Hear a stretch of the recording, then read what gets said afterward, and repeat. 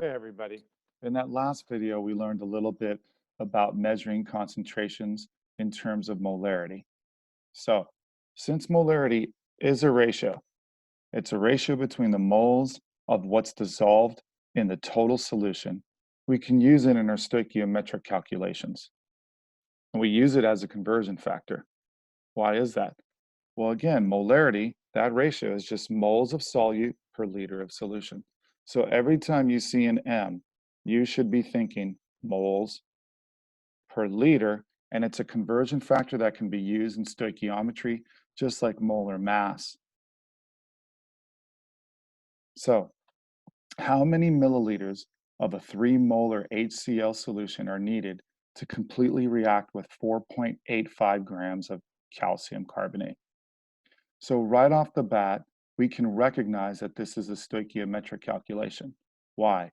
We're given a certain amount of a reactant, and we're essentially asking for a certain amount of another reactant. So I'm given a certain quantity of a compound in a reaction, and I'm asking for a quantity for a different substance in the reaction. So some of the things that might help is trying to identify what I want and what I'm given. So I want milliliters of a hydrochloric acid solution. How many milliliters of a 3 molar hydrochloric acid solution? What's tricky for people is they see that 3M. And again, the M is going to be moles per liter. So I want to think of that as 3.00 moles of HCl per 1 liter. If we go back to the rules of stoichiometry, the first rule is I need a balanced chemical equation. I have that. That was provided. The next thing is I need to convert the given units into moles. So I'm given two things, okay?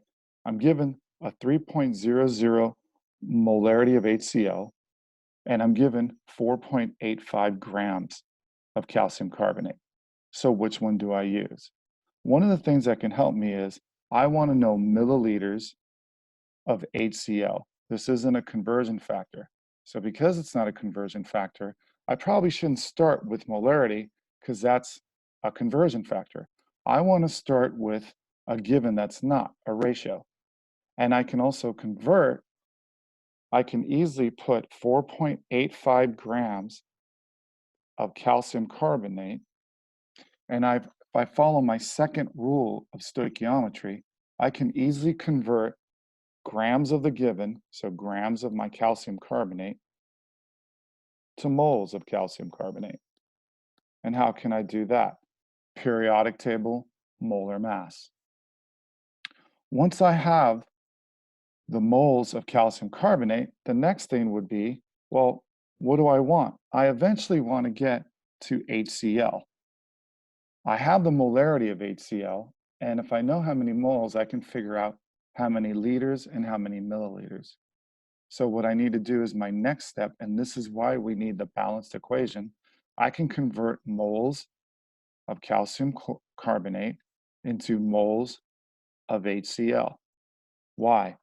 There's 1 mole of calcium carbonate per 2 moles of HCl. And once I have moles of HCl, that's where I can use my conversion factor of molarity because that's moles per liter. And I can easily convert that into the volumetric unit of milliliters. So what would that look like? The 4.85 grams of calcium carbonate can be converted to moles. How? Using molar mass. There's 101 or 100.1 grams of calcium carbonate per mole. And then for the next step, converting moles of calcium carbonate to moles of HCl, this is where I need my mole ratio. This is stoichiometry. I have a 1 mole of calcium carbonate to 2 moles of HCl. Where am I getting this mole ratio? The coefficients in the balanced chemical equation. That's why we need that. And then last but not least, I can convert the moles of HCl into what I want. So convert the moles of the wanted into the moles or into the units of what I want. I can use molarity. There's 3 moles, and instead of putting it with 1 liter, 1,000 milliliters. So I take this conversion factor, I flip it, and just put, instead of 1 liter, 1,000 mils. And now these units will easily cancel, and I'm left in terms of milliliters. So I would have 32.3 milliliters of HCl. For this next problem, if there's 22.8 mils of a 0.1 molar magnesium chloride solution, and it's needed to completely react with 15 mils of silver nitrate solution, what is the molarity of the silver nitrate? So I want to figure out molarity of silver nitrate. So I need moles of silver nitrate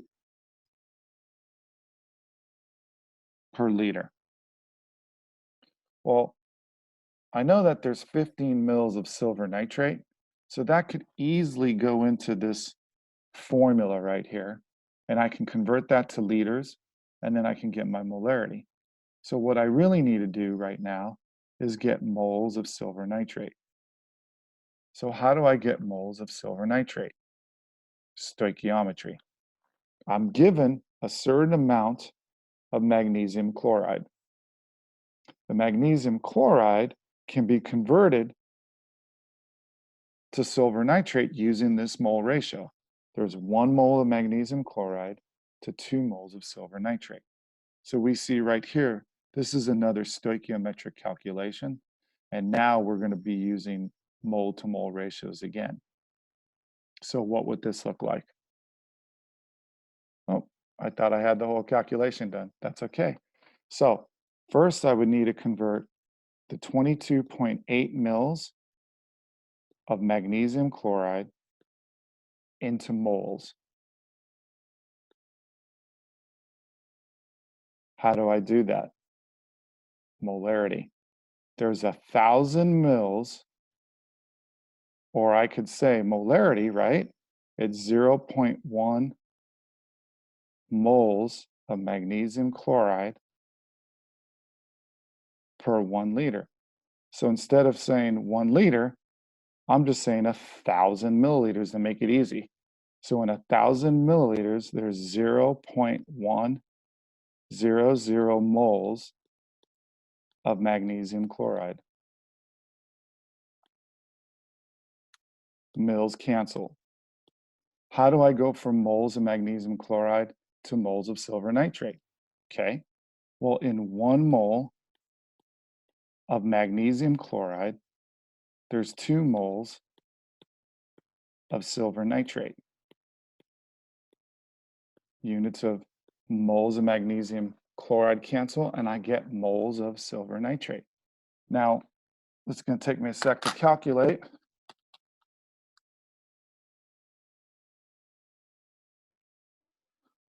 So I get 0.00456 moles of silver nitrate.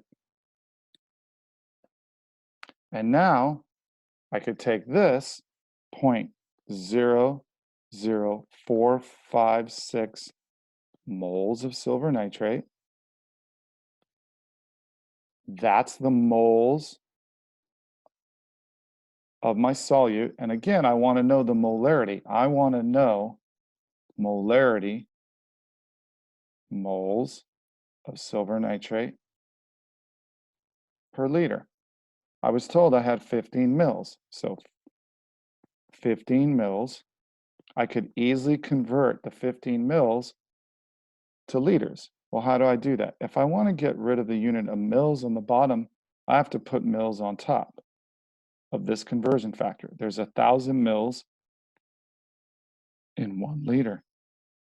The unit of mils cancel. I'm left with liters and moles of silver nitrate. If I take this number,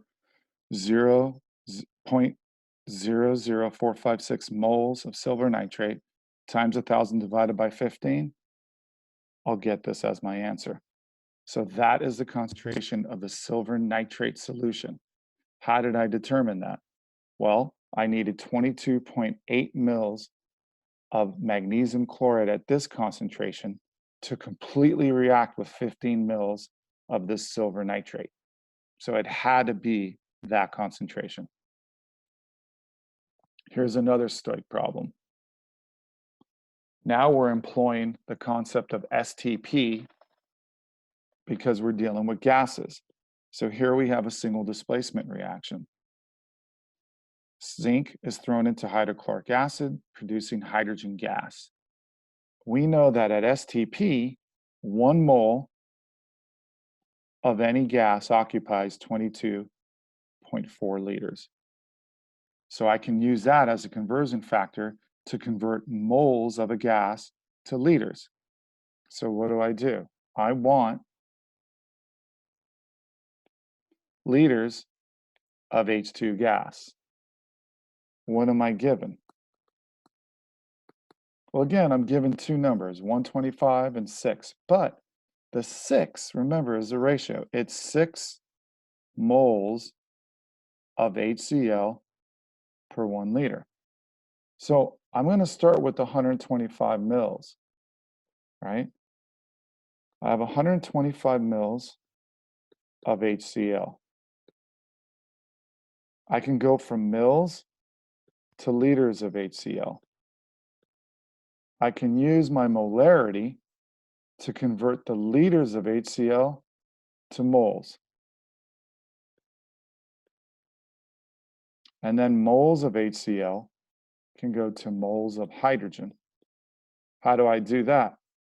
My balanced chemical equation and my mole ratio. And then because we're at STP, I can use 1 mole of any gas occupies 22.4 liters. So again, I just did the answer. I'll write it out. I try to avoid writing. I'm a little messy, but I'll write everything out. So 125 mils, there's 1,000 mils in 1 liter of this hydrochloric acid solution.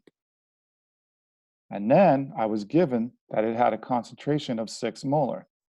So 1 liter gives me 6 moles of HCl. Now what do? I go to my balanced chemical equation. There's 2 moles of HCl per 1 mole of hydrogen gas produced. And now I could use good old STP, standard temperature and pressure, that this gas was collected, and 1 mole of hydrogen or any gas at STP is roughly 22.4 liters. And I would get my final answer of 8.40 liters of hydrogen gas. So here we see that molarity was used. Again, why are we using molarity? Molarity allows us to convert a volumetric measurement like milliliters or liters into moles, which ties us back into stoichiometry. That's the key. With solutions, we're not weighing them. So we're not converting grams to moles using molar mass. We're pouring them. So because we're pouring volumes, we need molarity to convert the unit of moles per liter. So I hope that helped you understand how we can use molarity in our stoichiometric calculations and how it's such a useful conversion factor. And every time you see big M, you're thinking ratio of moles over liter, and that volumetric measurement of that solution can easily be converted to moles, so I can plug it back into a balanced chemical equation and use mole ratios. Thanks so much, and if you have any comments, go ahead and leave them in the comment section. Thanks.